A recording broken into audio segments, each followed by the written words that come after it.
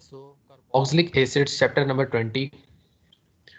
इसमें first question what are carboxylic acid पूछा गया। कार्बोक्सिलिक एसिड क्या होते हैं?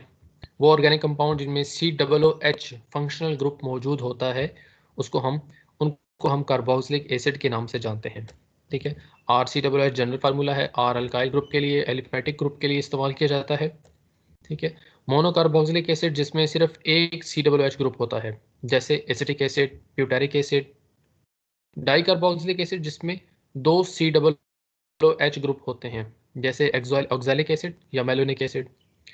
जिसमें 3 कार्बोक्सिलिक ग्रुप हों उनको हम ट्राई कार्बोक्सिलिक एसिड कहते हैं, जैसे कि सिट्रिक एसिड एग्जाम्पल। ये है कार्बोक्सिलिक एसिड्स की क्लासिफिकेशंस। इसके बाद नेमिंग है। नेमिंग हमने पहले ही कर ली है। ठीक है, नेमिंग के रूल्स हैं, हम अल्केन के ई को कन्वर्ट कर देते हैं ओइक एसिड के अंदर। ठीक है, कार्बोक्सिलिक एसिड्स के लिए जैसे ये नाम है, कॉमन नेम है HCOOH, ये फॉर्मिक एसिड है, और इसका जो आयुपैक नेम है वो मेथेनोइक एसिड है। इसका कॉमन नेम ज़्यादा इंपॉर्टेंट है। इसी तरह एसिटिक एसिड, ये भी कॉमन नेम है CH3COOH। एथेनोइक एसिड, ये आयुपैक नेम है। और प्रोपियोनिक एसिड 3 कार्बन वाला, प्रोपानोइक एसिड, ठीक है, प्रोपानोइक एसिड कहा जाता है आयुपैक नेम में, और कॉमन नेम में इसमें प्रोपियोनिक एसिड कहा जाता है इसको, प्रोपियोनिक। ठीक है, इसी तरह ब्यूटेरिक एसिड 4 कार्बन वाला, ब्यूटानोइक एसिड आयुपैक नेम है। तो ये चंद एक जो 4 फर्स्ट 4 मेंबर्स हैं, फर्स्ट 4 आयुपैक कार्बोक्सिलिक एसिड्स हैं, इनके कॉमन नेम भी इंपॉर्टेंट हैं। ठीक है, आइसोब्यूटेरिक एसिड, ये यहाँ तक, ठीक है, ये यहाँ तक जो है ये इसके इंपॉर्टेंट कार्बोक्सिलिक एसिड्स के कॉमन नेम हैं, ये आपको आने चाहिए। ठीक है, अच्छा, उसके बाद पास आ जाते हैं एरोमेटिक कार्बोक्सिलिक एसिड, जिसमें बेंजोइक एसिड के नाम से हम जानते हैं। ठीक है, अगर COOH लगा हो, और तो मेटा पैरा पोजिशंस, ये नॉमेनक्लेचर है सारा। उसके बाद आ जाते हैं जनरल मेथड्स ऑफ प्रिपरेशन। ठीक है, describe the general method of preparations of carboxylic acids. ठीक है, गिविंग मैकेनिज्म वेयर एप्लीकेबल, जहाँ मैकेनिज्म की ज़रूरत होगी वहाँ पे आप मैकेनिज्म भी प्रोवाइड करेंगे। ठीक है, इसको आप यहाँ से करना चाहें तो बेशक आप यहाँ से भी कर सकते हैं। ठीक है, अल्कोहल्स एल्डिहाइड्स की ऑक्सीडेशन करवाना, अल्काइल बेंजीन की ऑक्सीडेशन करवाना, ये वगैरह वगैरह सारे यहाँ पे भी रिएक्शन दिए गए हैं आपके कोर्स में, यहाँ पे भी रिएक्शन दिए गए हैं। ठीक है, दोनों कोर्स कंटेंट्स आपके पास हैं, आप जहाँ से करना चाहें कर सकते हैं। ठीक है, सो मैं आपको यहाँ से करवा देता हूँ।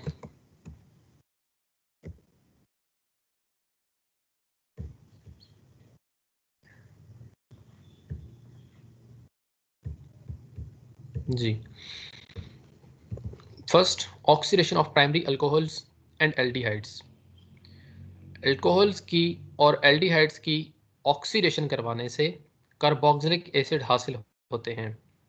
ये प्राइमरी अल्कोहल है, KMnO4 ओवर OH, यानी अल्कलीन KMnO4, या फिर आप एसिडिक K2Cr2O7 यूज़ कर सकते हैं। ठीक है, आप दोनों कैटलिस्ट यूज़ करते हुए अल्कोहल्स को एल्डिहाइड में कन्वर्ट करते हैं, और फर्दर इसको ऑक्सीडाइज करवा देते हैं कार्बोक्सिलिक एसिड के अंदर। ठीक है, पहले ये डबल बॉन्ड ऑक्सीजन बनेगा, और फर्दर ये COOH बन जाएगा, कार्बोक्सिलिक एसिड्स में कन्वर्ट होते हैं। ठीक है, जैसे ये एग्जांपल दी गई है, साइक्लोहेक्साइल मेथनॉल, साइक्लोहेक्साइल मेथनॉल, इसको हमने ऑक्सीडाइज करवाया, एसिडिक K2Cr2O7 कैटलिस्ट के तौर पे इस्तेमाल करेंगे, और ये बन जाएगा साइक्लोहेक्सेन कार्बोक्सिलिक एसिड में। Oxidation of alkyl group of side chain of as a side chain of aromatic hydrocarbon. Aromatic hydrocarbon में अगर साइड चेन पे अल्काइल ग्रुप मौजूद हो तो उस अल्काइल ग्रुप की ऑक्सीडेशन करवाने से कार्बोक्सिलिक एसिड मिलते हैं। जैसे ये टालोइन है, टालोइन का जो CH3 ग्रुप है ये अल्काइल ग्रुप है। KMnO4 over OH, alkaline KMnO4 और acid as a catalyst use करते हैं, और हीट करवाने से ये टालोइन कन्वर्ट हो जाएगा बेंजोइक एसिड में। इसी तरह इथाइल बेंजीन है, ये बेंजोइक एसिड बनेगा। ऑर्थोजाइलिन है, ये फिथाइलिक एसिड यानी डाई कार्बोक्सिलिक एसिड बन रहा है। ठीक है, 1 इथाइल 4 नाइट्रोबेंजीन, 1 इथाइल 4 नाइट्रोबेंजीन, इसकी ऑक्सीडेशन करवाने से 4 नाइट्रोबेंजोइक एसिड बनता है।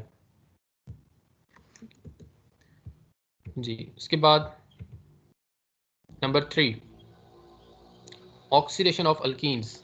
अल्कीन्स की ऑक्सीडेशन करवाने से हमें कार्बोक्सिलिक एसिड हासिल होते हैं। जैसे ये अल्कीन है 2 ब्यूटीन, इसको हम अल्कलीन के एमोनोफोर as a oxidising agent use करते हैं और ये यहाँ पे डबल बॉन्ड ब्रेक होकर COOH अटैच हो जाएगा, यहाँ पे भी। तो आपको 2 एसिटिक एसिड के मॉलिक्यूल्स हासिल होंगे 2 ब्यूटीन से। Alkaline halogenation of methyl ketones.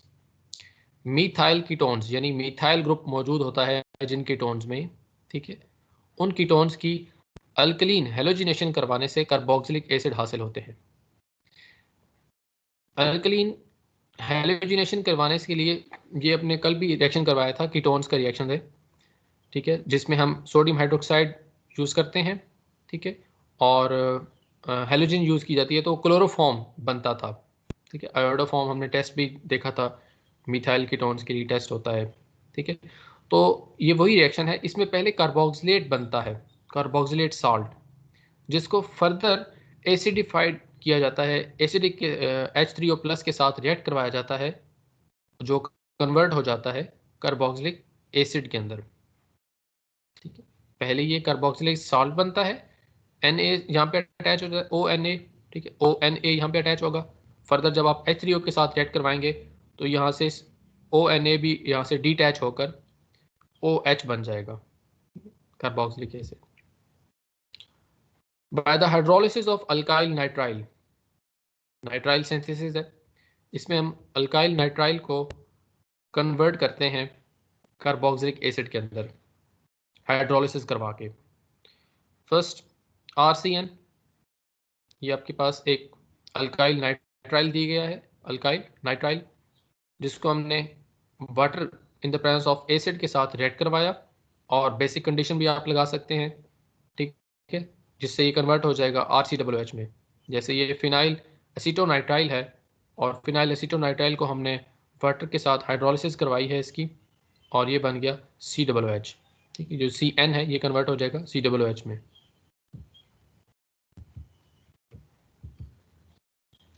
इसके बाद नेक्स्ट आपके पास है by carbonation of Grignard reagent. जी, कार्बोनेशन, कार्बोनेशन कहते हैं कार्बन डाइऑक्साइड के साथ रिएक्ट करवाना। ग्रिग्नॉर्ड रिएजेंट के साथ जब हम कार्बन डाइऑक्साइड मॉलिक्यूल को रिएक्ट करवाते हैं तो इससे भी कार्बोक्सिलिक एसिड तैयार किया जा सकता है, ठीक है। इसके लिए हम dry ice -78 degree centigrade temperature पे इसको कार्बोनेशन रिएक्शन को करवाते हैं, ठीक है, ग्रिग्नॉर्ड रिएजेंट, जिससे हेलो मैग्नीशियम सॉल्ट बनता है, जिसको फर्दर एसिड हाइड्रोलिसिस करवा के कार्बोक्सिलिक एसिड में कन्वर्ट कर लिया जाता है। देखिए ये ग्रिग्नॉर्ड रिएजेंट का मॉलिक्यूल है, इसमें अल्काइल ग्रुप कार्बन डाइऑक्साइड के साथ रिएक्ट करेगा, ठीक है, और जब कार्बन डाइऑक्साइड के साथ रिएक्ट करेगा तो ये ऑक्सीजन के ऊपर as a negative charge shift होगा, OMgBr बनेगा। डाइल्यूट HCl के साथ हाइड्रोलिसिस करवानी है वाटर के साथ, तो हाइड्रोलिसिस करवाने पर ये बन जाएगा OH, कार्बोक्सिलिक एसिड आपको मिल जाएगा। जैसे 2 मिथाइल प्रोपेन है, ठीक है, 2 मिथाइल प्रोपेन, इसको हमने पिविलिक एसिड में कन्वर्ट किया है। पिविलिक एसिड कैसे कहते हैं, जिसमें सेकंड पोजीशन पे COOH लगा हो, ठीक है, COOH कार्बोक्सिलिक ग्रुप लगा हो, और ये आपके पास प्रोपाइल ग्रुप हो, ठीक है, आइसोप्रोपाइल ग्रुप। तो इसमें इसका कॉमन नेम पिवेलिक एसिड है, ठीक है। फर्स्ट इसको मैग्नीशियम ईथर के साथ रिएक्ट करवाएंगे, ठीक है, ये CmgCl बन जाएगा, ठीक है, CmG, और फिर यहाँ पे Cl अटैच होगा, जैसे ये ग्रिग्नॉर्ड रिएजेंट बन जाएगा। इसको फिर कार्बन डाइऑक्साइड के साथ रिएक्ट करवाएंगे सेकंड स्टेप में, और फिर थर्ड स्टेप में आप इसको वाटर के साथ हाइड्रोलाइज करवाते हैं, जिससे ये कन्वर्ट हो जाएगा पिवेलिक एसिड में, ठीक है, यानी कि ये Cl डिटैच होकर यहाँ पे COOH अटैच हो जाएगा। जी, number 7, now-Naegele reaction.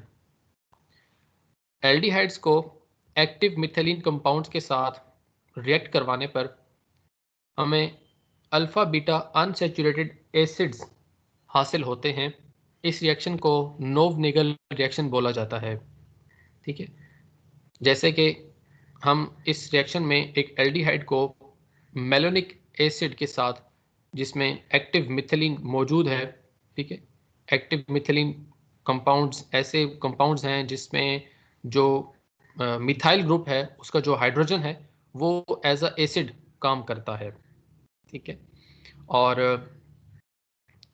Active methylene compounds जैसे ये मेलोनिक एसिड है, इसमें हम मेलोनिक एसिड का जो हाइड्रोजन है और ये ऑक्सीजन एल्डिहाइड का, ठीक है, ये वाटर बन के यहाँ से रिलीज हो जाएगा। ठीक है, और ये जो कार्बन है ये इस कार्बन के साथ डबल बॉन्ड बना लेती है। ये देखिए, सी डबल बॉन्ड सी। ठीक है, फर्दर हम इसको बेस और HCl के प्रेजेंस में रिएक्ट करवाते हैं हीट करने से, और ये आपको कन्वर्ट हो जाता है alpha beta unsaturated carboxylic acid के अंदर। इस रिएक्शन को हम नोव-नेगल रिएक्शन कहते हैं। ठीक है, तो ये है चंद एक कार्बोक्सिलिक एसिड्स की प्रेपरेशंस। ठीक है, इसी तरह यहाँ पे भी दिया गया है oxidation of alcohols, aldehydes, alkyl benzene. ठीक है, वही रिएक्शन है नाइट्राइल्स, साइनाइड्स, जैसे हम अभी देखा रिएक्शन, इन रिएक्शन को भी आपने देखा। ठीक है, इसका यहाँ पे मैकेनिज्म दिया गया है। ठीक है, मैकेनिज्म इतना इम्पोर्टेंट नहीं है। ठीक है, अल्कलीन हाइड्रोलिसिस वही मैकेनिज्म है।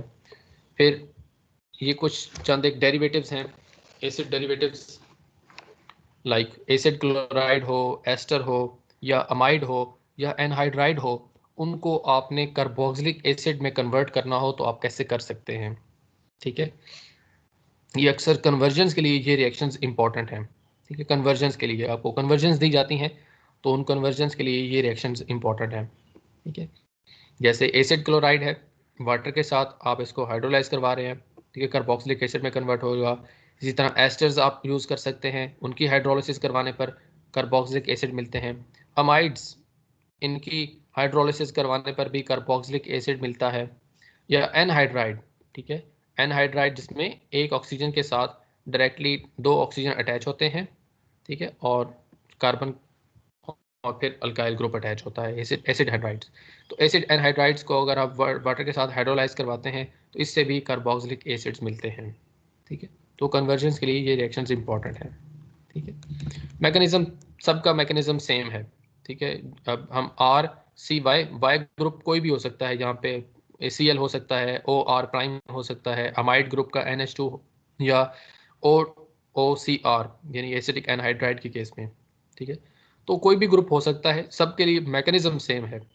पहला H+ आयन इस ऑक्सीजन के पास जाएगा, ठीक है, एसिड कैटलिस्ट रिएक्शन है, H+ आयन इसके पास जाएगा, ऑक्सीजन बॉन्ड ब्रेक करेगा।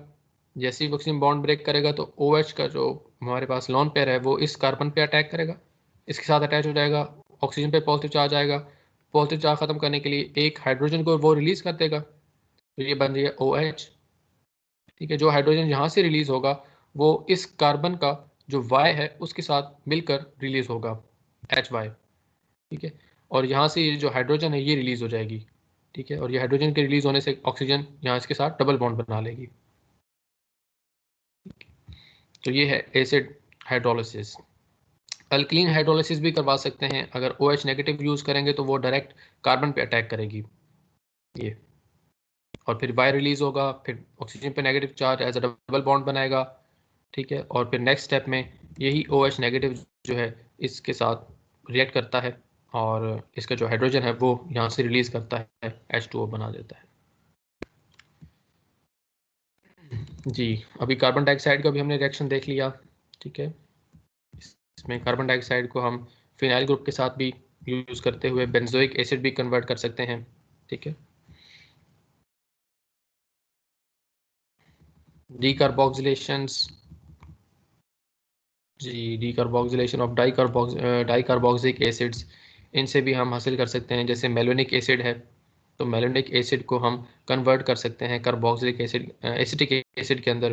ठीक है, इसका ये जो एक COH ग्रुप है ये रिमूव कर दिया जाता है हीट करने से। ठीक है, जैसे यहाँ से कार्बन डाइऑक्साइड रिलीज हो जाती है, तो ये वो रिएक्शंस हैं जिनमें कार्बन डाइऑक्साइड रिलीज हो जाती है।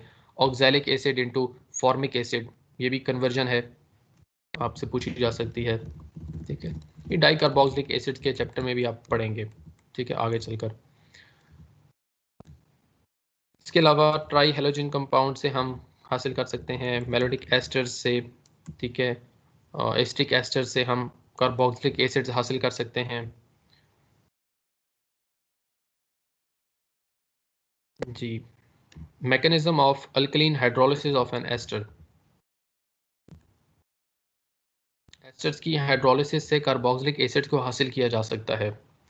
ये इथाइल एसीटेट, ये आप आगे चलकर जब आपके पास ये हम पढ़ेंगे ईथर्स, ठीक है, तो वहाँ पे चलकर आप एस्टर्स सॉरी पढ़ेंगे तो एस्टर्स की रिएक्शंस के अंदर ये रिएक्शंस वहाँ पे पढ़ाया जाएगा, ठीक है, जो यहाँ पे दिया गया है एस्टर्स की कन्वर्जन हो रही है कार्बोक्सिलिक एसिड के अंदर, ठीक है, तो एस्टर्स के रिएक्शन के अंदर ये रिएक्शन आपको पढ़ाया जाएगा, ठीक है, जो यहाँ पे दिया गया है as a preparation of carboxylic acid, ठीक है, दोनों तरीके से आप यूज़ कर सकते हैं इसको। इसलिए इथाइल एसीटेट है, ठीक है, एस्टर, इसको हम NaOH सोडियम हाइड्रोक्साइड के साथ रिएक्ट करवाएंगे तो ये बन जाएगा NaONA, ठीक है, OH इसके साथ मिलकर एथेनॉल बन जाएगी और ये ONA बन गया। अब इसमें जब हम न्यूक्लियोफिलिक इसके जो हमारे पास स्टेप्स हैं, ठीक है, इसको फर्दर आप वाटर के साथ हाइड्रोलाइज करवाते हैं और फिर आपको कार्बोक्सिलिक एसिड मिल जाते हैं। न्यूक्लियोफाइल, एज ए न्यूक्लियोफाइल जो हमारे पास एक OH नेगेटिव है, ये एज ए न्यूक्लियोफाइल अटैक करता है इस कार्बन पे और ये पाई बॉन्ड ब्रेक होकर ऑक्सीजन पे नेगेटिव चार्ज शिफ्ट होगा, ठीक है। अब इसमें जो नेगेटिव चार्ज है ये वापस डबल बॉन्ड बनाना चाहेगा नेक्स्ट स्टेप के अंदर। जब ये नेगेटिव चार्ज डबल बॉन्ड बनाना चाहेगा तो कार्बन और ऑक्सीजन का जो बॉन्ड है OC2H5 ये ब्रेक हो जाएगा यहाँ से। जब ये ब्रेक होगा तो ऑक्सीजन और यहाँ पे ये डबल बॉन्ड बन गया, कार्बोक्सिलिक एसिड मिल जाएंगे, elimination of ethane oxide. Then removal of proton from the acid. अब एसिड, कार्बोक्सिलिक एसिड जो है ये एज अ एसिड बिहेव करते हुए अपना H+ आयन डोनेट करता है और इथेन ऑक्साइड आयन जो है ये इस H+ आयन को एक्सेप्ट करके एथेनॉल में कन्वर्ट हो जाता है, ठीक है। तो इसलिए जो कार्बोक्सिलिक एसिड है वो यहाँ पे Na के साथ सोडियम के साथ अटैच हो जाता है, ये ठीक, पॉजिटिव आयन के साथ, क्योंकि अपना H+ आयन फौरन से वो डोनेट कर देता है अपना एसिडिक बिहेवियर दिखाते हुए, ठीक है।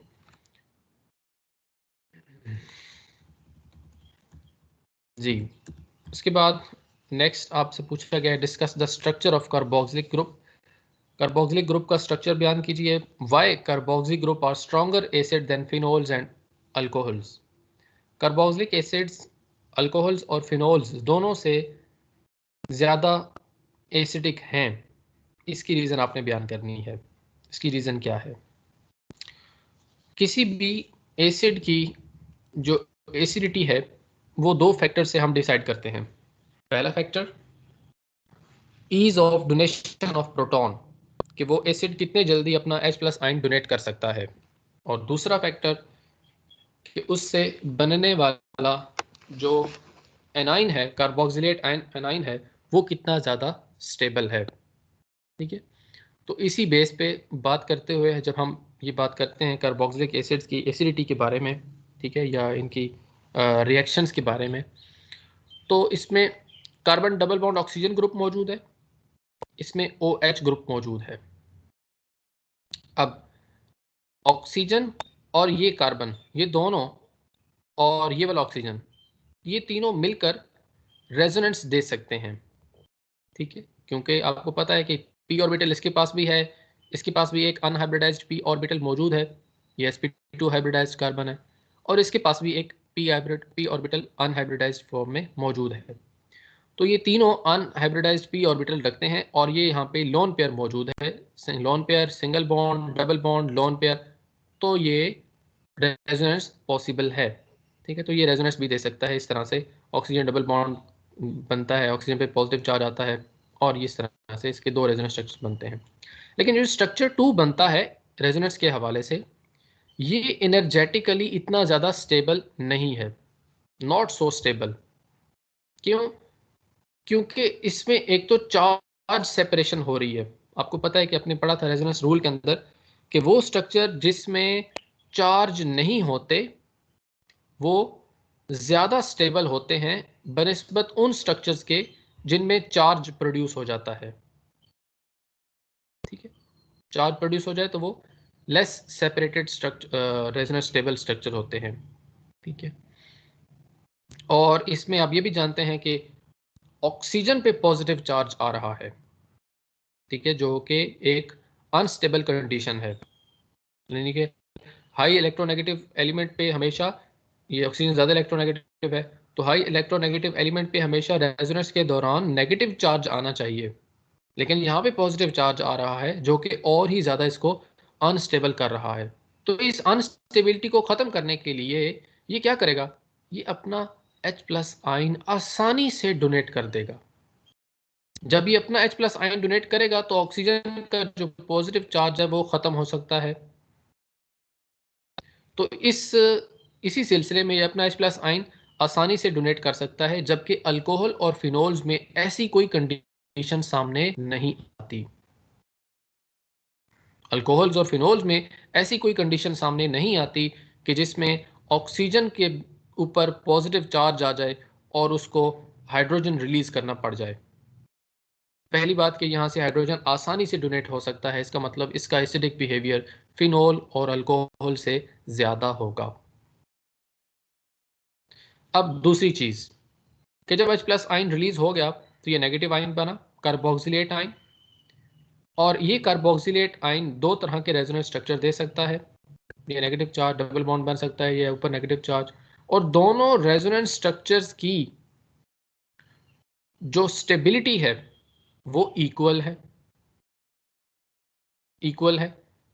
तो इक्वल रेजोनेंस स्ट्रक्चर्स की स्टेबिलिटी होने की वजह से ये आयन और भी ज़्यादा स्टेबल होता है। तो इसका मतलब ये है कि पहली बात, ease of donation of proton, उसकी ईज ऑफ डोनेशन आसानी से प्रोटॉन डोनेट करता है, और जो आयन बनता है वो भी बहुत ही स्टेबल आयन बनता है, जबकि अल्कोहल से ये आयन जो बनता है वो इस तरह की रेजोनेंस नहीं देता। ठीक है, और अगर हम फिनोल की बात करते हैं तो वहाँ पे जो रेजोनेंस स्ट्रक्चर्स मिलते हैं उसमें नेगेटिव चार्ज कार्बन पे जाता है, जो कि लेस इलेक्ट्रोनेगेटिव एलिमेंट है। तो अगर लेस इलेक्ट्रोनेगेटिव पे नेगेटिव चार्ज जाएगा तो वो इतना ज़्यादा स्टेबल स्ट्रक्चर नहीं होता। ठीक है, तो इस वजह से कार्बोक्सिलिक एसिड्स के जो एनाइन बनते हैं वो ज़्यादा स्टेबल होते हैं। ठीक है, तो इस तरह से भी आप इसके नेगेटिव चार्ज को रिप्रेजेंट कर सकते हैं। ये इंपॉर्टेंट क्वेश्चन है कि कार्बोक्सिलिक एसिड्स की जो एसिडिटी है वो अल्कोहल्स और फिनोल से ज़्यादा होती है। ठीक है, ये अक्सर पेपर में पूछा जाता है।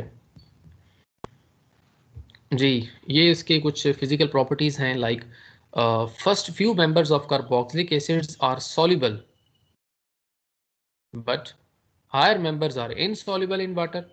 ऐसा क्यों है जी? जो अल्कोहल्स के फर्स्ट फ्यू मेंबर्स हैं वो वाटर के साथ हाइड्रोजन बॉन्डिंग डेवलप कर सकते हैं, जिसकी वजह से वो आसानी से सॉल्युबल हैं।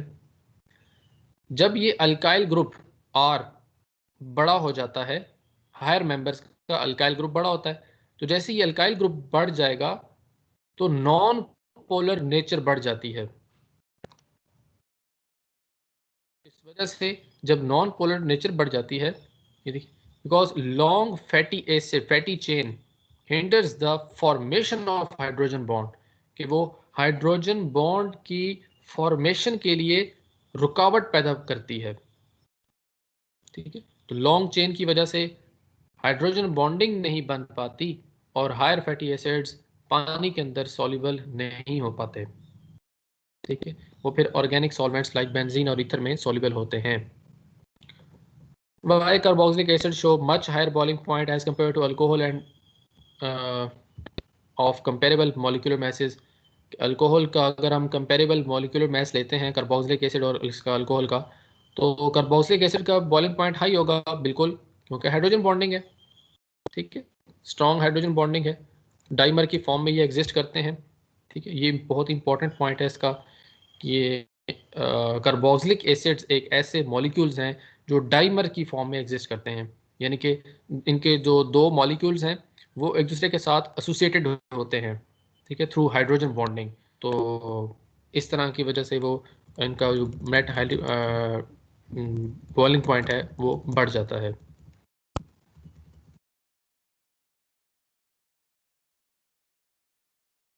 जी, एसिडिक नेचर, कार्बोक्सिलिक एसिड की acidic nature. Carboxylic acids blue litmus को रेड लिटमस में कन्वर्ट करते हैं। इसका मतलब है कार्बोक्सिलिक जो एसिड्स हैं ये एसिडिक बिहेवियर दिखा सकते हैं, ठीक है, और ये एसिडिक बिहेवियर अपना H+ आयन को डोनेट करके दिखाते हैं, ठीक है, ड्यू टू आयोनाइजेबल हाइड्रोजन, ठीक है, ये देखिए H+ आयन को डोनेट किया, कार्बोक्सिलेट आयन बना। Liberation of hydrogen gas, sodium potassium calcium के साथ रिएक्ट करने पर ये हाइड्रोजन गैस रिलीज करते हैं, और इस रिएक्शन की यही आइडेंटिटी होती है किसी भी एसिड की, कि एसिड जब भी किसी मेटल के साथ रिएक्ट करता है तो वो सॉल्ट बनाता है और हाइड्रोजन गैस रिलीज होती है। इसी तरह बेस के साथ ये रिएक्ट करने पर सॉल्ट्स बनाते हैं, ठीक है, जैसे ये पोटेशियम एसीटेट बनेगा, मर्क्यूरिक एसीटेट बनेगा, ठीक है, मर्करी ऑक्साइड के साथ रिएक्ट करने पर, तो इस तरह से अमोनियम एसीटेट वगैरह, ठीक है, सोडियम एसीटेट। तो ये सॉल्ट फॉर्मेशन भी देते हैं, जो कि ये प्रॉपर्टीज हैं जो जाहिर करती हैं कि कार्बोक्सिलिक एसिड्स केमिकली एसिड की तरह बिहेव करते हैं, ठीक है। जी, अब हम कुछ रिएक्शंस आपके नोट्स पे भी कर लेते हैं। जी, ये reactions of carboxylic acids are divided into 5 types. पहला acidic behavior, reactions due to OH group, replacement reaction, replacement of COOH group, reactions due to alpha hydrogen and reduction reactions. The first one is acidic behavior, मैंने भी आपको बताया, ठीक है, इसमें हमें अब कंप्लीट एक्सप्लेनेशन दी है। इसकी मैंने कंप्लीट एक्सप्लेनेशन इसीलिए दी है क्योंकि ये बहुत इंपॉर्टेंट है, acidic behaviour of carboxylic acids, ठीक है, ये इंपॉर्टेंट क्वेश्चन है इसका।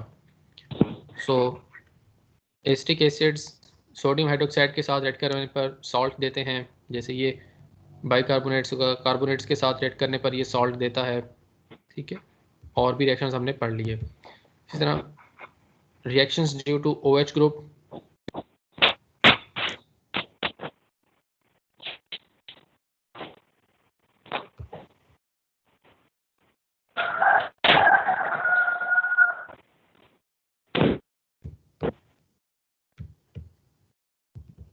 Reactions due to OH group,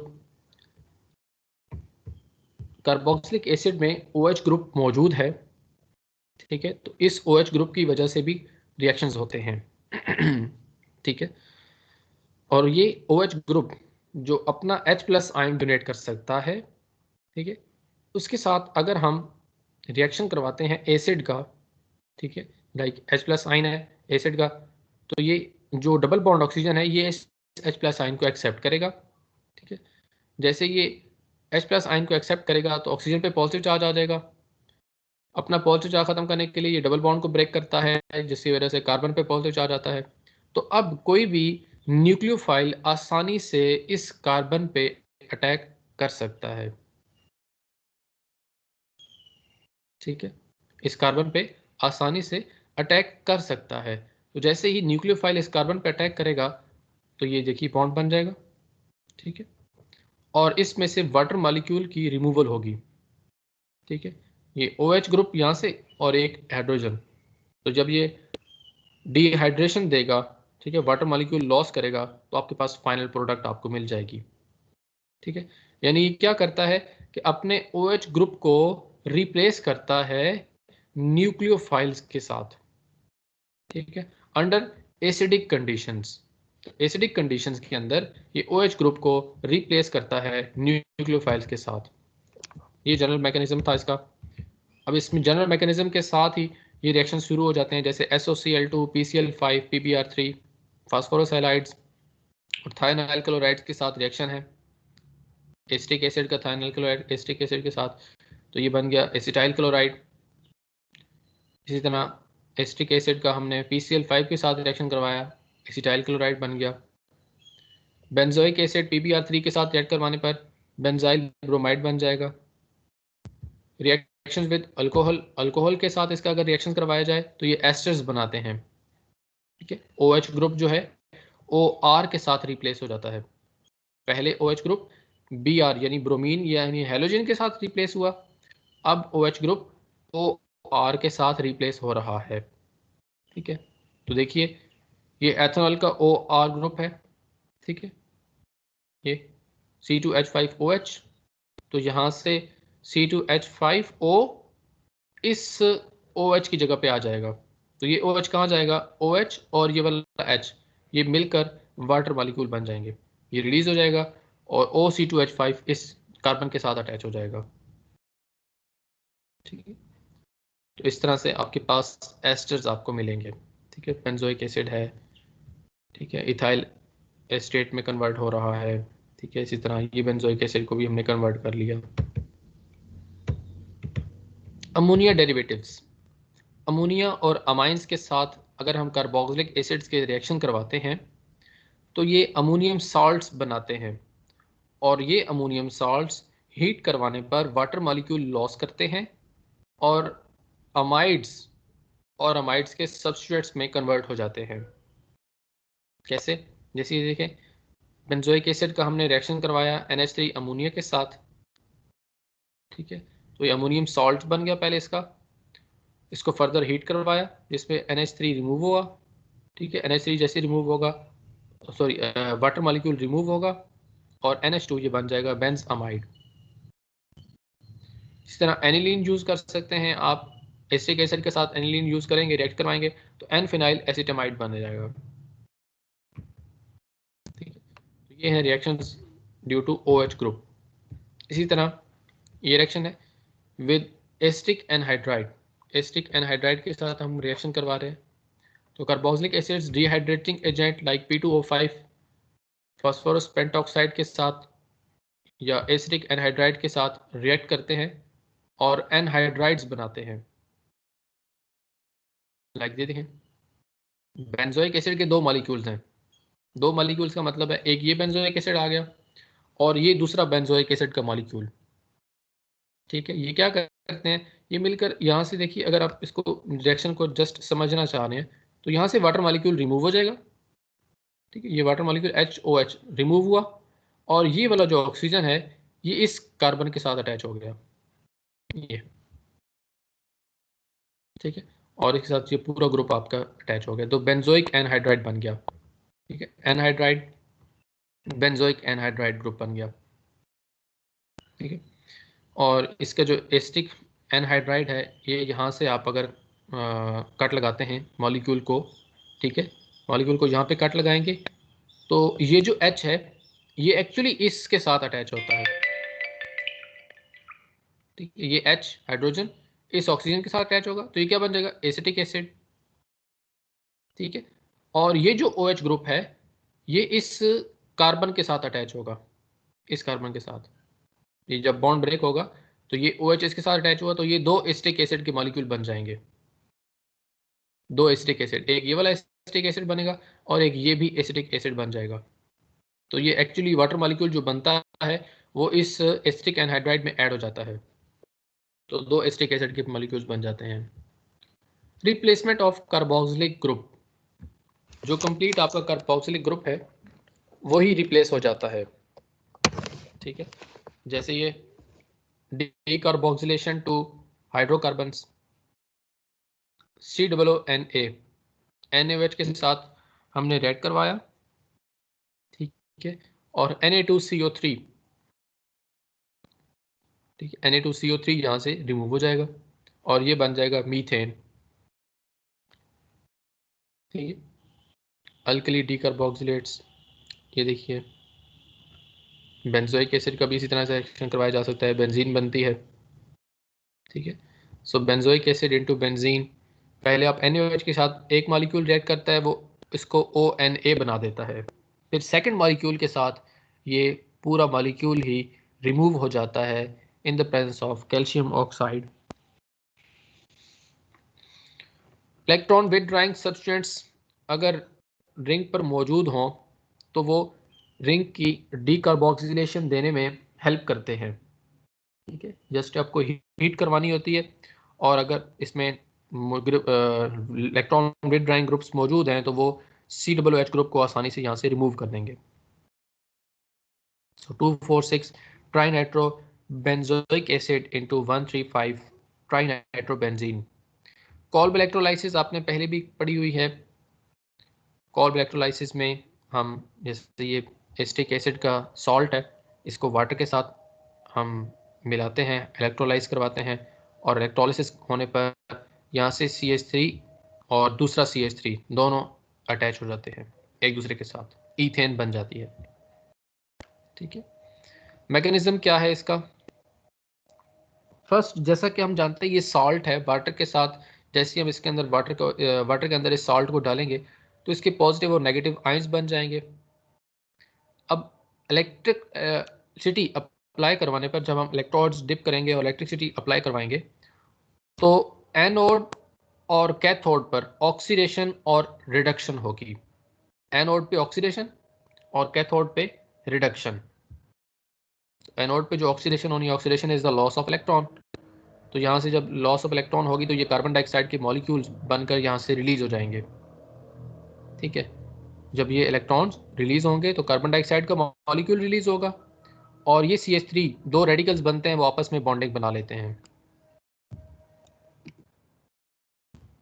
cathode, cathode पे होगी रिडक्शन।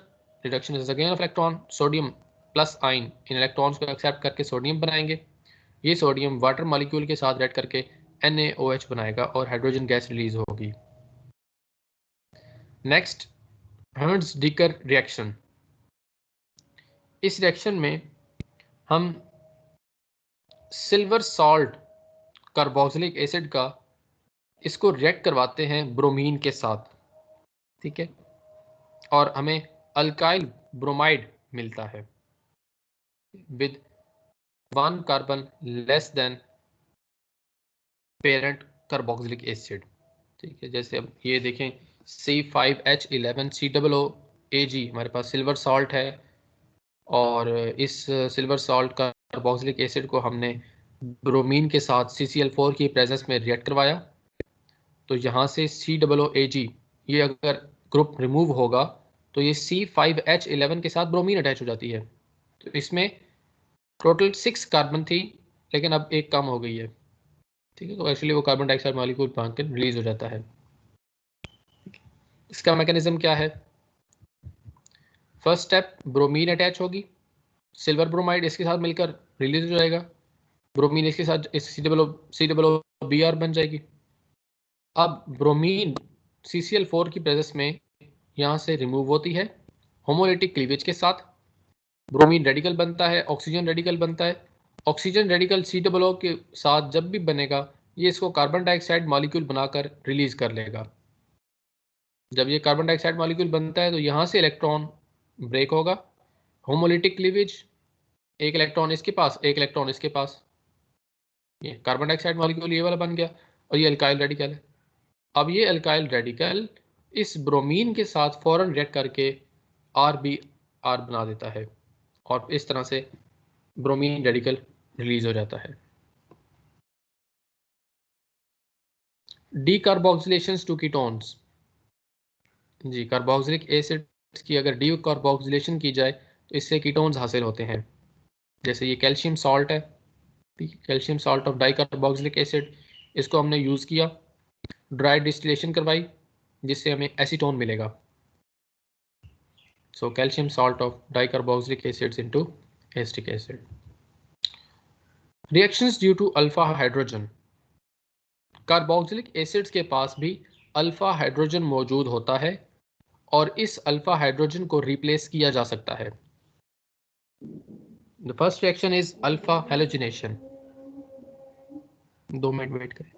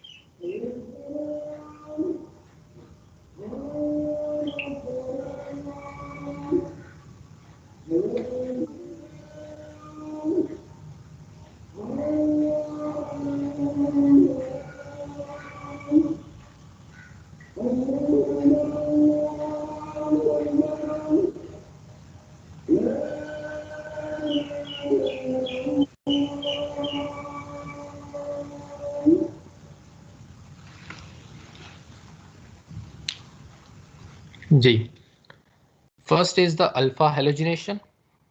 इस रिएक्शन का नाम है हेल-वुलहर्ड ज़ेलिंस्की रिएक्शन। ठीक है, हेल-वुलहर्ड ज़ेलिंस्की रिएक्शन। इसमें हम क्या करते हैं कि कार्बोक्सिलिक एसिड का जो अल्फा हाइड्रोजन है उसको किसी हैलोजन एटम के साथ फास्फोरस की प्रेजेंस में रिप्लेस करवा लेते हैं। जैसे ये रिएक्शन है, ठीक है, जनरल में रिएक्शन लिखा CH2, जो अल्फा हाइड्रोजन मौजूद है, ये देखिए, और इस हाइड्रोजन को हम ब्रोमीन के साथ रिप्लेस कर लेंगे, CHBr।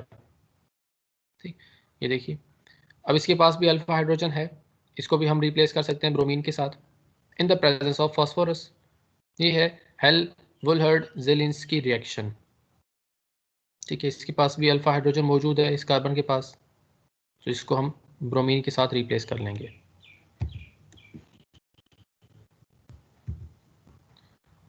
Substitution of alpha halogen by other nucleophiles. दूसरे न्यूक्लियोफाइल्स के साथ हम अल्फा हेलोजन ग्रुप को रिप्लेस करते हैं।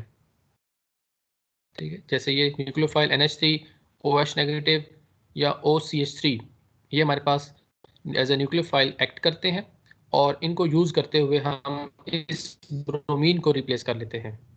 ठीक, NH2 लग जाएगा, HBr रिलीज हो जाएगा, OH नेगेटिव इसके साथ अटैच हो जाएगा। ठीक है, जो स्ट्रॉन्गर न्यूक्लियोफाइल होगा वही इस ब्रोमीन को रिप्लेस करने की ताकत रखता होगा। ठीक है, तो OH negative is a stronger nucleophile than Br। ठीक है, तो OCH3 is a stronger nucleophile than Br, तो ये इसको रिप्लेस कर लेते हैं। ठीक है, इसी तरह Cn negative is a stronger nucleophile than Cl negative, ये रिप्लेस हो जाएगा। Cn नेगेटिव H3O+ के प्रेजेंस में अगर हम इसको हाइड्रोलाइज करवाते हैं एसिड हाइड्रोलाइसिस, तो इससे आपको मेलोनिक एसिड मिलता है। ठीक है, सो cyanoacetylenic acid into malonic acid. Reduction of carboxylic acids. Carboxylic acids की रिडक्शन के लिए हम लिथियम एल्यूमिनियम हाइड्राइड यूज करते हैं और इनकी रिडक्शन से अल्कोहल्स को प्रिपेयर किया जाता है। जैसे एस्टिक एसिड को हम एथेनॉल में कन्वर्ट करना हो तो हमें लिथियम एल्यूमिनियम हाइड्राइड यूज करेंगे जो इसकी रिडक्शन कर देगा।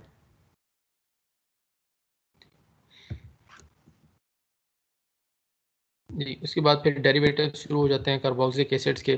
ठीक है, उसको फिर हम इंशाल्लाह नेक्स्ट लेक्चर में देखेंगे। बाकी यहाँ पे ये क्वेश्चंस लिखे गए हैं। ठीक है, एस्टेरिफिकेशन। जी बेटा, बुक में एक और भी रिएक्शन भी दी हुई, कोची रिएक्शन ऐसा कोई नाम है। मैंने देखा नहीं है कौन सा है।